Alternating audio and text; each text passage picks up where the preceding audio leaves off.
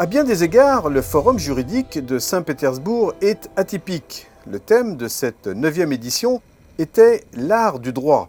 Bon, il est vrai que les 5000 juristes venus d'une centaine de pays ont assisté à quelques 80 conférences au sein du prestigieux musée de l'Ermitage.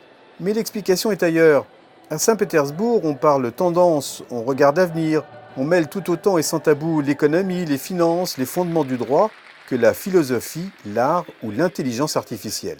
Pour nous, c'est bien sûr c'est un lieu où nous pouvons discuter et trouver des solutions du développement du droit national, où on peut échanger le regard avec nos collègues, nos partenaires étrangers.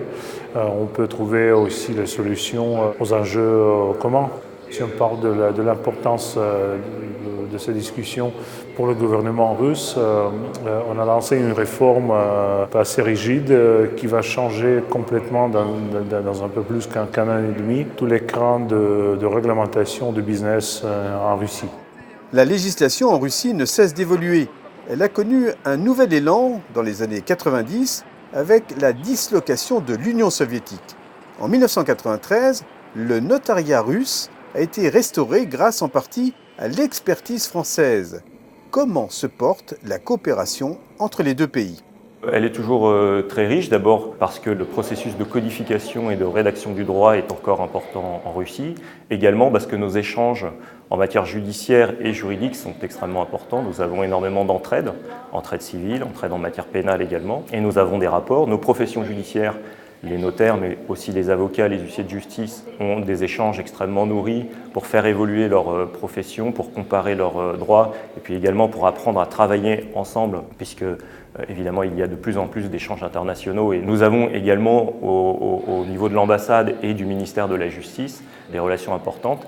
Les Russes sont friands de droit comparé, nous le sommes aussi en France, et donc nous avons également énormément d'occasions d'échanges fructueux. Ces liens juridiques prennent toute leur ampleur entre les notariats des deux pays. Ils reconduisent régulièrement leur accord de coopération. Для нас это очень важное, я бы так сказал, даже стратегическое направление международного сотрудничества российского нотариата. Для нас очень важен опыт наших французских коллег, то, что мы ежегодно продлеваем наши соглашение о сотрудничестве, это очень важно. И мы в качестве одного из пунктов нашего соглашения это участие французской делегации в работе Международного юридического форума. И, конечно же, мы благодарны нашим французским коллегам за тот опыт, который они передают, за те знания, которые мы получаем и пытаемся привнести в российскую нотариальную практику. Я надеюсь, что мы это сотрудничество будем продолжать, потому что оно очень и очень позитивно сказывается на развитии российского нотариата. Ce n'est donc pas un hasard si notaires russes et français ont participé de concert à plusieurs conférences. Ici sur l'attractivité économique du droit entre la France et la Russie, sur le rôle des notaires dans les relations d'entreprise ou encore en matière de succession. Les nouvelles technologies sont omniprésentes. Une table ronde était d'ailleurs entièrement consacrée aux innovations numériques dans le notariat. Модернизация нотариата – это применение информационных технологий, совмещенное с традиционной консервативностью нотариуса, для того, чтобы он был таким же спокойным, вдумчивым и уверенным в своих действиях. Ему надо применять, с одной стороны, современные технологии, с другой стороны, знать право и гарантировать законность любых сделок. Это, конечно, применение находит и в области оборота недвижимости, в любых экономических вопросах, в бизнесе, в регистрации юридических лиц и в семейных отношениях, то есть во всех сферах нашей жизни. Les outils numériques sont déjà largement utilisés par les notariats russes et français, ce qui n'est pas toujours sans risque. Un exemple.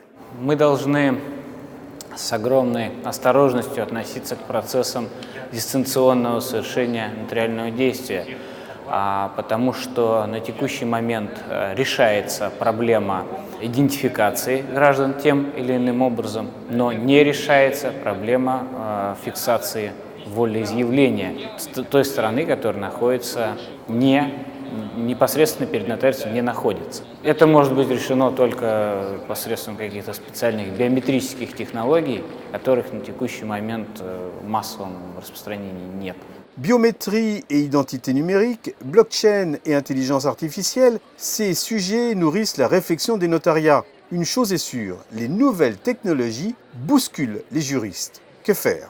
Sous l'effet de cette dématérialisation, eh bien, il faut que nous parvenions à recréer, retisser les liens avec l'ensemble de nos clients.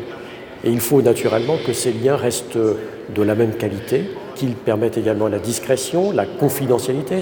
Donc nous sommes peut-être véritablement à un changement d'air, à une nouvelle manière de converser avec nos clients. Lorsque nous voyons par exemple que des patients voudraient des consultations de leur médecin dématérialisées, s'ils le veulent pour leur santé, ils le veulent évidemment et naturellement pour choisir un contrat de mariage, pour établir une vente immobilière, des statuts de société. Et ça ne se limite pas exclusivement à quelques professions. Les notaires sont tout autant impactés que les autres juristes et c'est la raison pour laquelle cette manifestation qui réunit des magistrats, des juristes de toute provenance, des avocats, des notaires, des membres des ministères également, il est important que tous puissent échanger entre eux.